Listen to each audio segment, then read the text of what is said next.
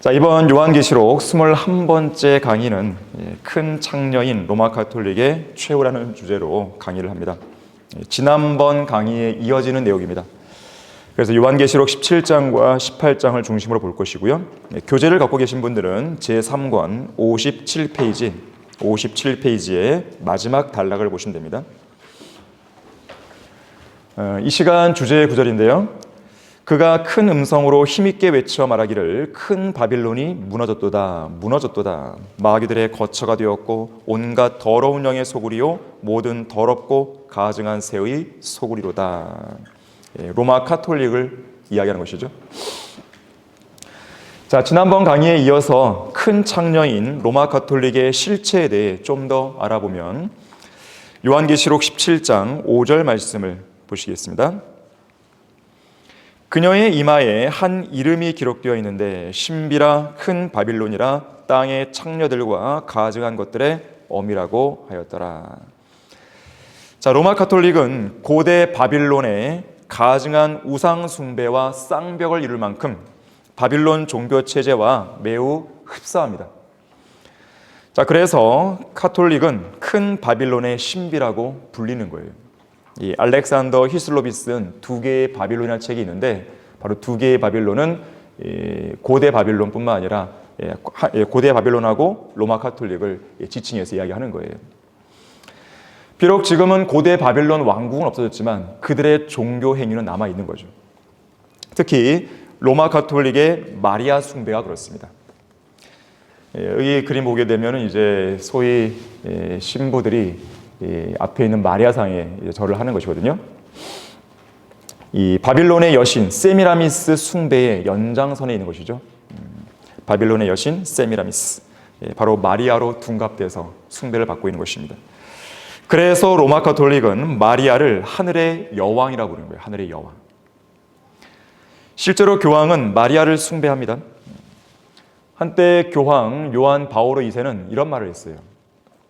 교회는, 여기서 말하는 교회는 가톨릭을 말하는데요, 기도로 꾸준히 마리아와 연결된다.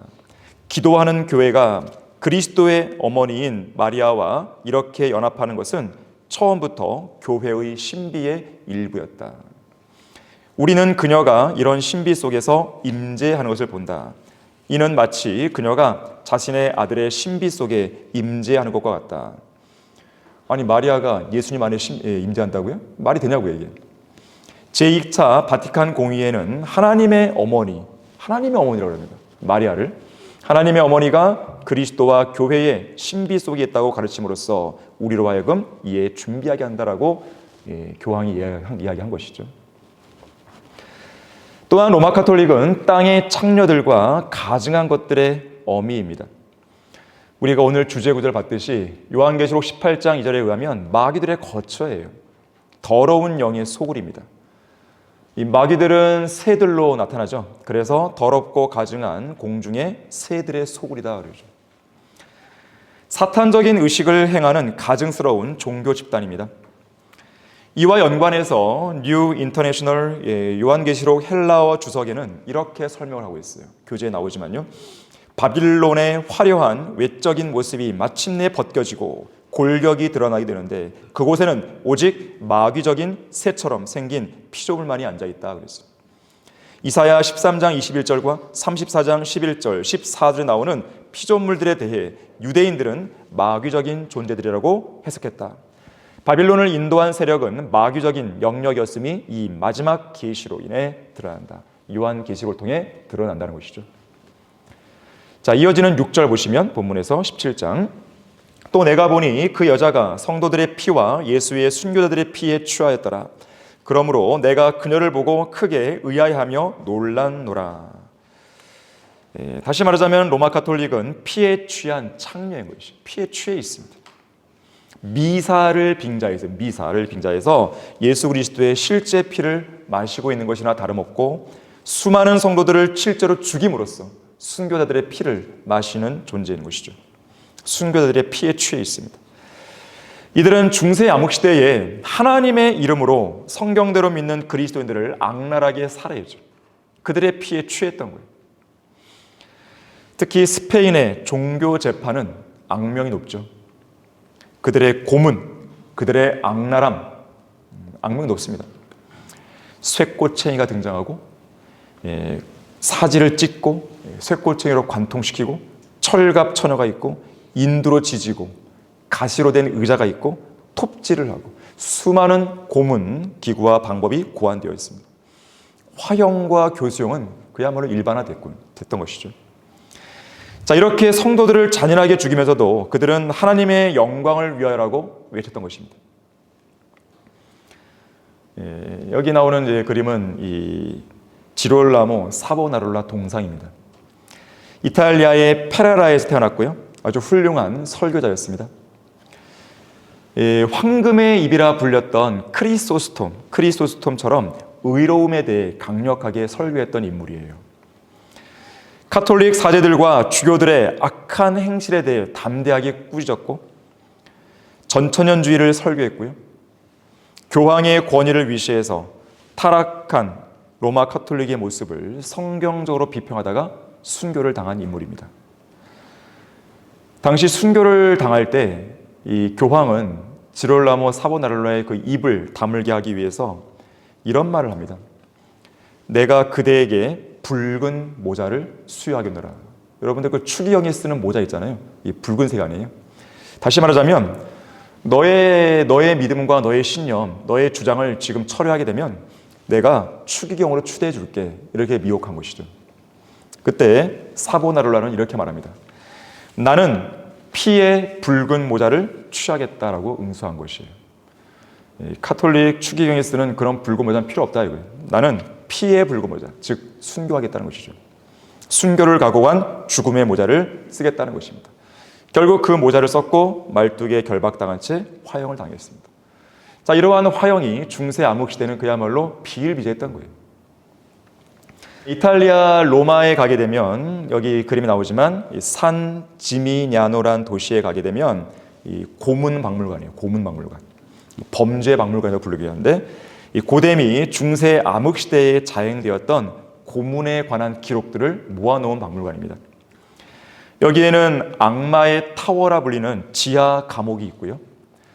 또 아까 철갑처녀라고 잠깐 나왔는데 이 철갑처녀가 뭐냐면 일종의 관 같은 거예요. 거기다가 산 사람을 넣는 거예요. 그 다음에 뚜껑을 탁 닫는데 뚜껑의 안쪽 면에 보게 되면 못이 막 박혀 있어요. 그냥 쾅 받아서 못에 이제 박혀서 그냥 피를 막 흘려 죽는 거죠.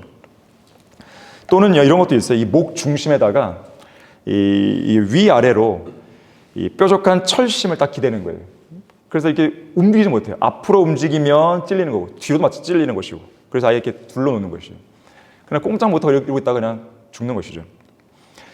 저야말로 이 상상조차 하기 힘든 끔찍한 각종 고문 기구들이 100여 점이나 여기는 전시되어 있습니다. 여러분들이 반드시 알을 것은 로마 카톨릭의 교황들이 이 로마 제국이 100년 동안 그리스도인들을 죽인 수보다 훨씬 더 많은 수의 성도들을 50년 만에 살해했다는 거예요. 로마 제국이 100년에 걸쳐서 살해한 그 수보다도 훨씬 더 많은 수를 50년 만에 해치운 것이죠. 그야말로 로마 카톨릭은 성경대로 믿는 그리스도인들에게 자행한 이 박해, 고문, 살인, 대학살에 대한 책임을 져야 되는 것이죠. 하나님께서는 반드시 성도들의 그 피에 대한 책임을 로마 카톨릭에게, 특히 교황들에게 물으실 것입니다. 자, 그런데 오늘 본문 17장 6절을 다시 보게 되면 사도 요한이 놀랐다 그랬어요. 내가 그녀를 보고 크게 의아해하며 놀라노라. 여기서 말하는 그녀, 바로 신비의 바빌론, 큰 창녀인데 로마 카톨릭은 여기에 나오는 창녀, 이 여인을 가리켜서 로마 제국이라고 말합니다. 자기들의 실체를 감추기 위해서. 만약에 여기서 나오는 여인이 로마 제국이라면 사도 요한이 크게 의아하며 놀랄 이유가 없어요. 왜냐하면 당대에 이미 로마 제국은 성경대로 믿는 그리스도들을 박해하고 있었기 때문에 그렇습니다. 박해하고 있는 그들의 모습을 그대로 봤다고 해서 뭐가 놀랄 게 있어요? 놀랄 것도 없죠. 그런데 교회라고 자처하는 자들이, 예수님을 믿는다고 하는 사람들이, 하나님을 믿는다고 하는 사람들이 성경대로 믿는 그리스도를 죽인다는 거예요. 너무 놀라운 것이죠. 너무 의아한 것이죠. 자, 이 창녀는 바로 로마 카톨릭이에요. 자, 자, 교재 59페이지의 중간에 박스 내용을 보게 되면 이렇게 이야기합니다. 화려하게 꾸민 여인이 그처럼 끔찍하게 세상을 먹어치우는 짐승 위에 걸터앉아, 짐승은 적그리스도죠. 그 짐승을 조종하는 것은 경악을 금치 못할 일이다. 이 대환란 기간에 실제로 적그리스도는 이 로마 가톨릭의 배경 속에 등장할 거예요. 어쩌면 마지막 교황이 적그리스도일 수도 있는 것이죠. 최소한 적그리스도가 아니라 한다면 그 마지막 교황은 적그리스도에게 자기 자리를 넘겨주는 거예요. 즉 마지막 교황이 적그리스도이든지 아니면 그 교황이 적그리스도에게 보좌를 넘겨주든지 둘 중 하나의 형태겠지만 중요한 것은 로마 가톨릭을 배경으로 해서 적그리스도는 등장한다는 거예요. 계속 보시면 그러나 사도 요한은 사실 이상의 뭔가 때문에 아연 실색한 것처럼 보인다. 즉 그 여자 자체에 대해 놀란 것이다. 내가 그녀를 보고 크게 의아해하며 놀라노라. 왜 그런가? 여인이 단순히 종교적인 형태를 띠고 있기 때문인가? 그럴 것 같지는 않다. 이 여자가 단순히 이교도의 종교를 대표하는 것이라면 요한이 그렇게 놀랄 것은 없었다. 그를 경악해 한 것은 그 무엇이 여인에게 있었을까? 요한은 이전부터 그녀를 알고 있었는데 믿을 수 없는 모습으로 변한 것에 충격을 받은 것이다. 그리스도의 순결한 신부로 자처하던 여인이 어떻게 이런 뻔뻔스러운 창녀로 변했단 말인가? 이 데이브 헌트라고 하는 사람이 짐승을 탄 여인, 이 책을 썼는데 거기에 나오는 내용이에요. 자, 하지만 이들 가증한 자들이 피에 취하면 취할수록 하나님의 진노의 포도주 잔도 채워지게 되어 있습니다. 결국 예수 그리스도의 재림 때 이 피에 취한 창녀는 하나님의 진노의 심판 속에 철저히 심판받고 멸망하는 것이죠.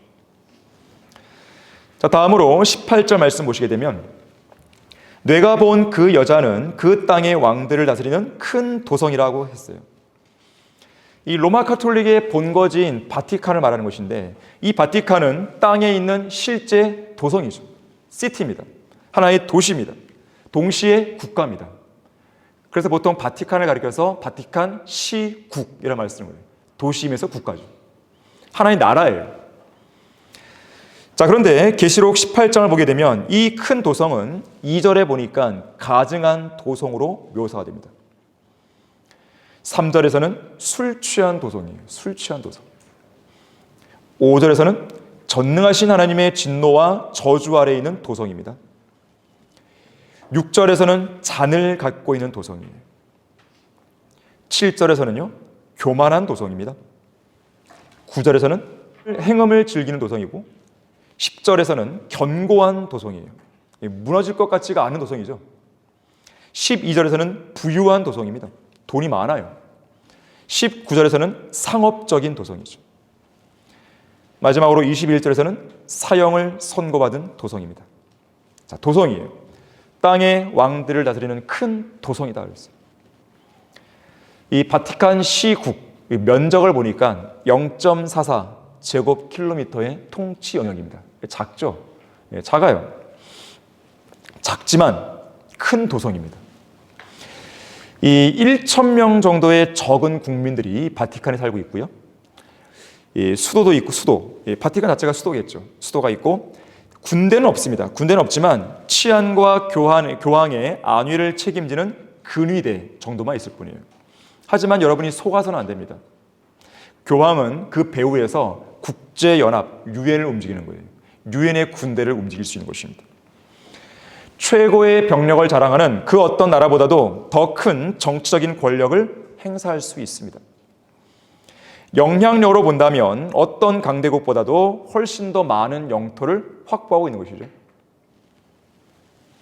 이 가톨릭의 교황이 어떤 나라를 방문하면 그 땅에다가 키스를 하잖아요. 키스. 그 의미가 뭐예요? 이건 내 땅이야. 그런 말이에요. 결국에는. 또 실제로 세계에서 가장 많은 대사들을 여러 국가에 파견하고 있습니다. 전 세계를 2,800개 이상의 교구로 나누어서요. 종교적으로, 정치적으로 영향력을 행사하고 있는 것이죠. 우리나라에도 그렇게 영향력을 갖고 있는 거예요. 자, 땅의 왕들을 다스리는 큰 도성의 수장이 바로 교황입니다. 이 1825년 여기 앞에 나오는 한 메달이 나오는데 이 교황 레오 12세가 만든 청동 메달이에요. 이 왼쪽에 나오는 여기서 한쪽 면에는 이 레오 12세의 초상이 새겨져 있습니다. 그리고 뒷면에 우측에 있는 그림인데 여기는 잔을 들고 있는 한 여자가 새겨져 있어요. 잔을 들고 있는 여자입니다. 여러분 거기 계시록 17장 4절 보세요. 바로 이 여자죠. 또 그 여자는 자주색과 주홍색 옷을 입고 금과 보석과 진주로 장식하고 손에는 금잔을 가졌는데 그 잔은 가증스러운 것들과 그녀가 행한 음행에 더러운 것들로 가득 찼더라 그랬습니다. 그리고 중요한 것이 있는데 이 우측에 지금 잔을 든 여자의 중심을 해서 여기에 이제 동그랗게 글이 써 있어요. 글이. 바로 여기 나오는 글입니다. 뜻은 온 세상이 그녀의 보좌다. 로마 가톨릭의 실체가 성경에 나오는데 성경에 나오는 그 실체가 그대로 입증되는 것이죠. 자, 마지막으로 이 큰 창녀 로마 가톨릭은 상업을 통해서 돈을 축적한 부유한 집단입니다. 세계 최고의 부자인 거예요. 자, 18장 3절 보시면 이는 모든 민족들이 그녀의 음행으로 인한 진노의 포도주로 취한 까닭에 땅의 왕들이 그녀와 더불어 음행하였고 또 땅의 상인들은 그녀의 사치의 풍요함으로 부유하게 되었음이라고 하더라. 11절 12절도 보시면 또 땅의 상인들도 그녀로 인하여 울고 애통하리니 이는 이제 자기들의 상품을 사는 사람이 더 이상 없기 때문이니라. 그 상품들은 금과 은과 보석과 진주와 세마포와 자주색 옷감과 비단과 주홍색 옷감과 각종 향목과 각종 상하 제품과 아주 진귀한 각종 목재 제품과 놋 제품과 철 제품과 대리석 제품과 계피와 향료와 향유와 유향과 포도주와 기름과 고운 가루와 밀과 짐승들과 양과 말과 마차와 노예들과 사람들의 혼들이라. 자, 이 큰 도성의 체제 자체는 전적으로 다른 국가들과의 상업과 무역으로 유지가 되는 것이죠. 이 여인의 첫 번째 관심 품목은 금이에요. 두 번째는 은입니다. 마지막 품목은 사람의 혼들을 다루고 있습니다. 실제로 로마 가톨릭의 총 자산 가치가요 9조 원에서 18조 원으로 추정됩니다. 아브로 맨하탄 바티칸 빌리언스의 그 책에 보면 나오는 내용이에요. 교황은 그 수장으로 있는 교황청의 재산이 100억 유로, 그러니까 약 13조 9천억 원에 달하는 금액이에요. 이 가운데 90억 유로는 주식이고요, 10억 유로는 부동산입니다. 자, 이런 사실과 관련해서 이런 내용의 기사들이 회자가 됩니다. 한번 들어보세요. 전체 자산을 모두 합치면 로마 가톨릭은 세상에서 가장 강력한 주식 중개인이다. 월스트리트 저널은 미국과 바티칸 간의 금전적인 거래량이 너무 커서, 자, 미국과 바티칸이요. 바티칸은 한 번에 수백만 달러의 금을 사거나 파는 일을 자주 한다 그랬어요. 또 이런 기사도 있습니다. 바티칸의 순금 저장량은 UN 월드 매거진에서 측정한 자료에 따르면 수백만 달러에 이른다. 이 엄청난 양의 금이 미 연방 준비은행의 금 저장소에 저장되어 있다. 또한 영국과 스위스 은행 등에도 나머지 금을 저장해 놓고 있다. 그러나 이것은 바티칸의 재산의 일부에 지나지 않는다. 미국에 있는 자산만 해도 미국의 5대 기업의 자산을 합친 것보다 더 많다. 거기에 모든 부동산과 자산, 주식, 해외에 있는 채권 등을 더한다면 로마 가톨릭의 부는 엄청나서 도저히 평가할 수조차 없다 그랬습니다. 또 이런 기사도 있습니다. 로마 가톨릭은 현존하는 가장 큰 재정적 권세를 가진 부의 축제자이며, 부를 쌓았다는 것이죠. 자산 소유자이다. 바티칸은 지상의 그 어떤 단일 단체나 주식회사, 은행, 거대 기업, 정부 및 주보다 더 많은 물질적 부를 소유하고 있다. 이 엄청난 부를 지배하는 가시적 통치자인 교황은 결론적으로 20세기의 가장 부유한 사람이다. 21세기도 마찬가지예요. 수십만 달러라는 돈의 관점에서 볼 때 그가 얼마나 가치가 나가는 사람인지 실제로 어느 누구도 평가할 수 없다 그랬어요. 다음으로 교재 66페이지로 가시게 되면 거기 박스 내용 보시면요, 요한계시록 17장 16절에는 짐승 곧 적그리스도의 열뿔이 창녀 즉 로마 가톨릭을 증오하고 죽인다는 예언이 나온다. 로마 가톨릭은 대환란 끝 무렵에 적그리스도에게 배신을 당하는 것이다. 지금까지 사탄은 로마 가톨릭을 통해 세상을 미혹하고 또 움직여왔다. 로마 가톨릭이라는 종교는 사람들의 종교성을 자극해서 가장 거룩하게 보이도록 해주기 때문에 사탄이 사용하기에 매우 유용한 도구였다. 하지만 사탄에게는 더 이상 로마 가톨릭이라는 종교가 필요 없게 된다. 이제는 사탄이 직접 예수 그리스도를 대적해서 싸울 것이기 때문이다. 바로 그때 세상을 그토록 미혹해왔던 가증한 집단인 로마 가톨릭은 철저히 버림받고 파괴될 것이다. 이 로마 가톨릭의 기원을 정확하게 우리가 이게 잡을 수는 없겠지만 대부분 동의하는 것은 어거스틴에 의해서 시작되다 보는 거예요. 어거스틴은 실질적인 로마 가톨릭의 모든 거짓 교리들을 체계화한 장본인입니다. 어거스틴이 대략 이 4세기 중반 사람이거든요. 그때부터 로마 가톨릭은 시작된 거예요. 지금까지도 존속하는 것입니다. 교회사 2000년의 기간 중에서 무려 1500년을 존속해 온 거예요. 이 유럽에 얼마나 정치적인 그런 혁명과 변동 속에 살아왔겠습니까? 그럼에도 불구하고 여러 나라들이 멸망하고 다시 세워지고 하는 그런 가운데서도 로마 가톨릭과 교황은 계속 존속해 온 것이죠. 자, 그런데 그 가톨릭이 무너지는 거예요. 언제? 대환란 끝 무렵에. 예수님의 재림 바로 그 직전에. 자, 예수님의 재림 바로 그 직전에 저 하늘에서는 예수 그리스도의 신부인 어린 양의 신부가 혼인을 하잖아요. 예수님과 함께. 반면에 이 땅에서는 사탄의 신부인 바로 큰 창녀 카톨릭이 버림을 받게 되는 거예요. 적그리스도에 의해서. 이젠 쓸모가 다한 거죠. 이제 필요 없다 이거죠. 바로 그 내용이 이제 18장에 나오는 것입니다. 자, 그런데 이 큰 바빌론의 멸망에 대해서는 이미 우리가 요한계시록 14장을 공부할 때 배웠습니다. 14장 8절에서 이미 예고되어 있었어요. 한번 보겠습니다. 14장 8절. 하늘을 날아가는 두 번째 천사가 큰 도성 바빌론이 멸망했다는 메시지를 전하고 있거든요. 또 다른 천사가 뒤따라가며 말하기를 큰 도성 바빌론이 무너졌도다 무너졌도다. 이는 그녀가 모든 민족들에게 그녀의 음행으로 인한 진노의 포도주를 마시게 하였음이로다라고 하더라. 바로 이 메시지에 따라서 요한계시록 16장 19절에서는 일곱 번째 천사가 일곱 번째 호리병을 쏟을 때 큰 지진이 일어나면서 이 큰 바빌론이 무너지는 것이죠.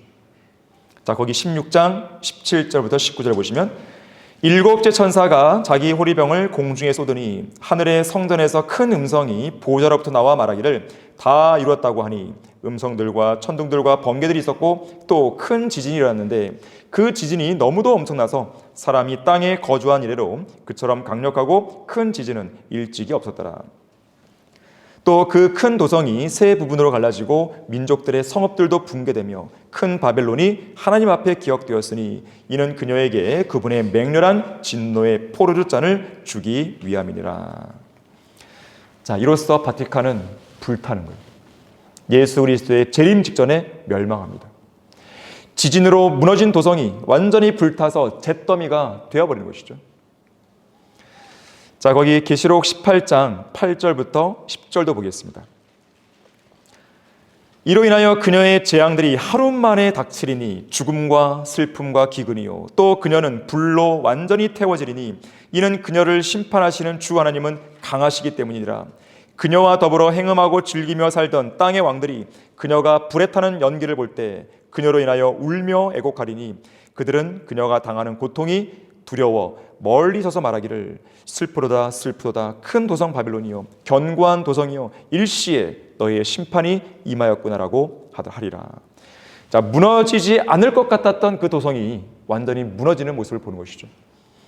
15절도 보시면 그녀로 인하여 치부한 이런 상품들의 상인들이 그녀가 당하는 고통을 무서워하며 멀리 서서 울고 통곡하여 말하기를 슬프도다 슬프도다. 세마포와 자주색과 주홍색으로 옷 입고 로마 가톨릭의 상징적인 색깔이죠. 금과 보석과 진주로 단장한 큰 도성이요 그처럼 막대한 부가 일시에 황폐하게 되었더라고 하더라. 그러므로 모든 선장과 모든 선객과 선원들과 바다에서 장사하는 모든 자가 멀리 서서 그녀가 불에 타는 연기를 보고 외쳐 말하기를 이 큰 도성 같은 도성이 또 어디 있겠는가 라고 하니라. 그리고 그들은 티끌을 자기들의 머리 위에 뿌리고 소리질러 울고 통곡하며 말하기를 슬프도다 슬프도다 큰 도성이요 바다에 배를 가진 모든 자가 그녀의 값진 상품으로 취부하였는데 일시에 그녀가 황폐하게 되었더라고 하니. 자, 이상의 내용에서 볼 수 있듯이 로마 가톨릭은 종교적 창녀라고 묘사가 되지만 또 거대한 부자로도 묘사가 된다는 거예요. 자, 그래서 신비의 바빌론의 멸망은 그녀와 장사하던 모든 상인들의 슬픔이 되는 것이죠. 여기 앞에 보이는 그림 이 아래쪽에 딱 보게 되면 사람들이 손을 들고 괴로워하는 거예요. 바티칸의 멸망을 보면서 애통해하는 장면이 나오죠. 이들은 18장 3절에 의하면 로마 가톨릭과 더불어 음행한 사람들입니다. 그녀의 사치의 풍요함으로 부유하게 된 나라들이에요. 로마 가톨릭과 손을 잡음으로써 부유하게 된 나라들이죠. 역사적으로 볼 때 실제로 로마 가톨릭은 수많은 나라들을 그 돈으로 움직여왔습니다. 세상 나라들도 로마 가톨릭과 연합하고 음모를 꾸며가면서 이득을 얻어왔습니다. 로마 가톨릭은 도저히 무너지지 않을 것처럼 부강해 보였어요. 하지만 그 나라들이, 그 사람들이 의존하는 로마 가톨릭이 무너지는 것이죠. 자, 로마 가톨릭이 무너진다는 것은 결국 로마 가톨릭과 연합했던 그 나라들도 무너진다는 뜻이죠. 그래서 이들이 두려워하는 거예요. 무서워하는 거예요. 자, 이들 로마 가톨릭은 앞서 언급했듯이 적그리스도에 의해서 버림을 받습니다. 자, 17장 16절 보세요. 17장 16절. 내가 그 짐승에게서 본 열뿔은 그 창녀를 증오하며 그녀를 패망시키고 벌거벗기며 그녀의 살을 먹고 그녀를 불로 태우리라고 했어요. 7년간의 이 환란 시대 기간 중에서 후 3년 반의 기간에 적그리스도에 휘하여서 세상에서 잠시 세상을 통치하게 될 10명의 왕, 10개의 뿔, 10명의 왕은 이 큰 창녀인 로마 가톨릭을 증오하고 패망시킬 것이에요. 벌거벗기고 살을 먹고 불로 태우는 거죠. 그리고 이어지는 17절에서 그들의 왕국을 로마 가톨릭이 아닌 짐승에게, 적그리스도에게 넘겨주는 것입니다. 자, 이런 큰 창녀의 심판과 관련해서 요한계시록 18장 4절부터 6절 말씀에서는 큰 창녀 로마 가톨릭을 향해 그녀가 행한 만큼 2배로 갚아주겠다는 하나님의 복수가 선포됩니다. 또 내가 들으니 하늘에서 다른 음성이 나서 말하기를 나의 백성들아 그녀에게서 나오라. 그리하여 그녀의 죄들에 동참자 되지 말고 그녀의 재앙들도 받지 말라. 이는 그녀의 죄들이 하늘에까지 닿았고 또 하나님께서는 그녀의 불의를 기억하셨기 때문이니라. 그녀가 너희에게 준 만큼 그녀에게 되돌려주라. 그리고 그녀가 행한 것을 따라 2배로 갚아주라. 그녀가 채운 잔에도 그녀에게 2배로 채워주라. 순교들의 피를 흘린 그것보다 2배로 갚아주시는 거예요. 이에 15절부터 19절에서는 이 땅에서 큰 창녀의 멸망을 바라보는 동맹국들이 우리 아까 읽어봤지만 비탄에 잠기면서 혼란의 소용돌이 속에 휩싸이는 거예요. 반면에 큰 창녀가 멸망하자 저 하늘에서는 막 기뻐합니다. 거기 20절 보세요. 너 하늘과 너희 거룩한 서로들과 선자들이여 그녀로 인하여 기뻐하라. 이는 하나님께서 그녀에게 너희 원수를 갚아하셨기 때문이로다 라고 하더라. 그러자 한 힘센 천사가 큰 맷돌 같은 돌을 들어 바다에 던지며 말하기를 큰 도성 바빌론이 이처럼 세차게 던져져서 결코 다시는 보이지 아니하리라. 또 하프 타는 자와 음악하는 자와 피리 부는 자와 나팔 부는 자들의 소리가 결코 다시는 뇌 안에서 들리지 아니할 것이며 어떤 공예에 종사하는 장일지라도 다시는 뇌 안에서 찾아볼 수 없을 것이며 맷돌 소리도 결코 더 이상 뇌 안에서 들리지 않을 것이니라. 또한 촛불의 빛도 결코 더 이상 뇌 안에서 비치지 않을 것이며 신랑과 신부의 음성도 결코 더 이상 뇌 안에서 들리지 아니할 것이니라. 이는 뇌 상인들이 땅의 귀인들이었으며 뇌 마술로 모든 민족들이 미혹되었기 때문이니라.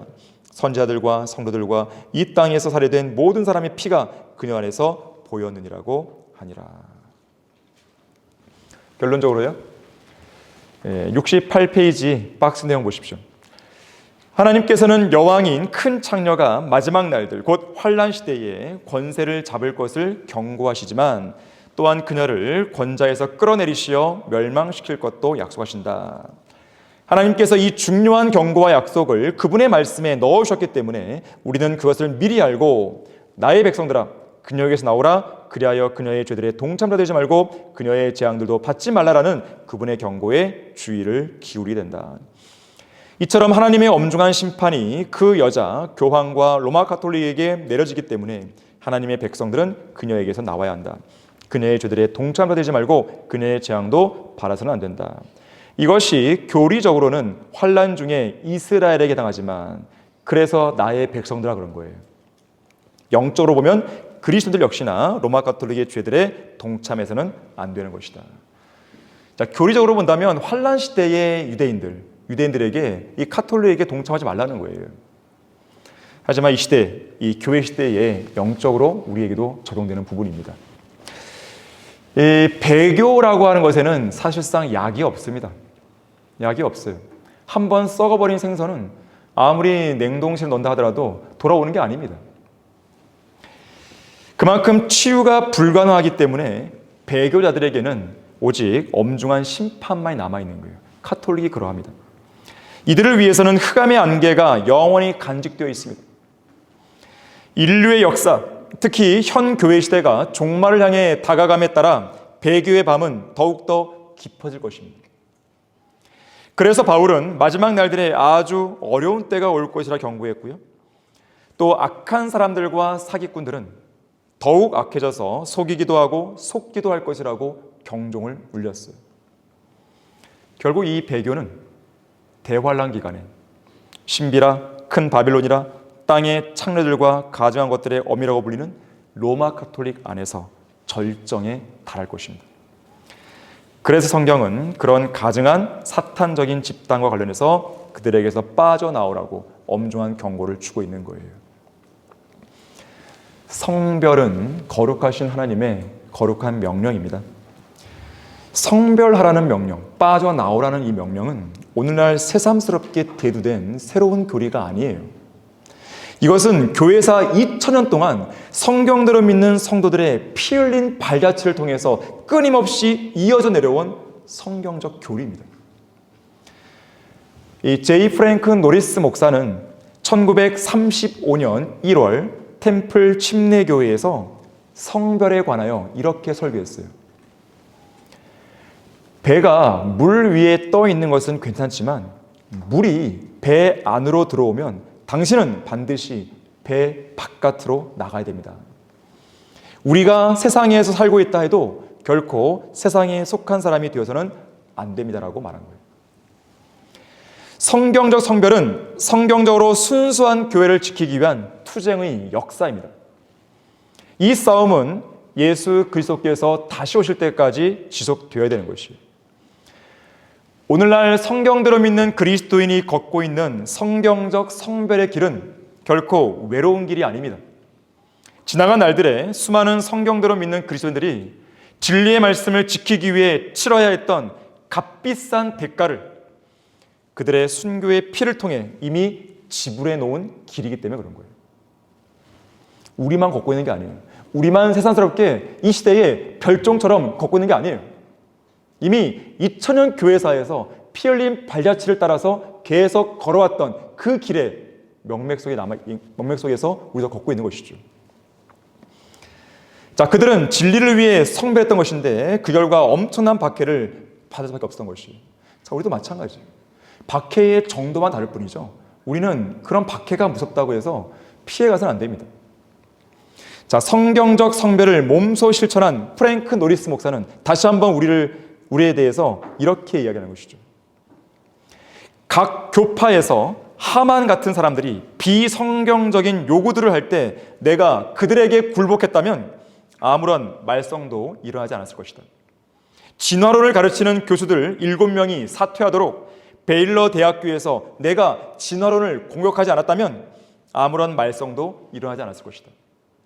또한 내가 얻어맞고 발길을 당하면서 이리저리 쫓겨다니는 사람이었다면 나를 향한 수많은 악의 어린 비방들은 없었을 것이다. 하지만 나는 내가 갖고 있는 모든 수단을 동원하여 되받아쳤다 그랬어요. 자, 우리가 한글 킹제임스 성경을 안 펴냈다면 말썽 없었을 것이에요. 우리가 개혁 성경과 개혁 개정판은 마귀가 번개시킨 성경이라고 말을 안 했다면 우리는 이단 꼬리가 안 붙였을 것이에요. 우리도 제도권 교회에 딱 들어가서 그들과 좋은 게 좋다는 식으로 그들과 함께 교리를 공유하고 그들과 함께 친하게 지냈다면 우리를 향한 공격은 없었을 것이에요. 우리도 정동수처럼 개혁 성경은 좋은 성경, 금전역은 더 좋은 성경 그렇게 얘기했다면 우리에게 공격은 아무것도 없었을 것이에요. 우리도 그냥 편하게 제도권 교회 안에서 지냈을 것이에요. 그냥 좋은 게 좋고 굳이 왜 싸우냐 이거예요. 그렇게 살아갔을 것입니다. 자, 그러면 그렇게 하는 것이 과연 옳은 거냐 이거예요. 우리는 유익하냐 유익하지 않냐 손익관계를 따져가면서 신앙생활하는 사람이 아닙니다. 우리는 옳고 그름을 가지고 가는 사람이에요. 성경적으로 옳다면 그 길을 가는 거예요. 거기는 손해가 있고 박해가 있고 어떤 위협이 있고 비난이 있다 하더라도 우리는 걸어가는 것이에요. 만약에 성경도 틀리다 우리는 안 가는 것이에요. 그것이 성경대로 믿는 그리스도인의 올바른 모습이고 올바른 성별의 모습인 것이에요. 그래서 성별을 위해서는 용기가 필요합니다. 담대함이 필요한 거예요. 이 제도권 교회의 목사들 중에서 우리 성경을 쓰는 사람들이 있습니다. 없는 게 아니에요. 근데 자기만 쓰는 거예요. 교인들에게 안 보여줍니다. 심지어 우리에게서 배운 지식들을 그들도 활용합니다. 우리가 매 월마다 펴내는 월간지 있지 않습니까? 보통 우리가 책을 펴내면 보통 이제 국립도서관에다가 이제 2권을 항상 보내거든요. 원래 그것이 이제 일반적인 관례예요. 그러면 거기에 올리게 되면 그거를 이제 자료를 다운받아서 쓰는 사람들이 있어요. 가끔씩 소경호 형제가 이제 그걸 알려주는데 상당수의 많은 사람들이 우리의 글을 인용하는 거예요. 그게 무슨 말이겠어요? 자기가 설교할 때나 강의할 때 어떤 글을 쓸 때나 인용한다는 말이에요. 하지만 자기만 쓰는 거예요. 교인들에게 이것을 알려주는 순간 교인들을 이제 우리에게 빼앗길까 두려워하는 것이고 또 알려주는 순간 자기 교회가 속해 있는 교단에 의해서 제재를 당할까 봐 두려운 것이에요. 제재를 당하면 역시 왕따가 되는 것이고 떠나야 되는 것이에요. 그게 무서운 거예요. 그래서 그들은 성별을 못합니다. 마치 초림 당시에 몰래 예수님을 믿었던 사람들. 니코데모도 몰래 밤에 찾아오잖아요. 예수님을. 처음엔 그랬어요. 두려우니까요. 무서우니까요. 하지만 나중에는 예수님의 시신을 이제 수거할 때 어떻게 보면 공개적으로 가잖아요. 공개적으로. 자, 성별은 용기가 필요해요. 거룩한 투쟁이기 때문에 그렇습니다. 그래서 성별은 종종 피와 희생을 요구합니다. 앞선 시대의 순교자들은 교리적으로 도덕적으로 성별하다가 로마 카톨릭에 의해서 순교를 당한 것이죠.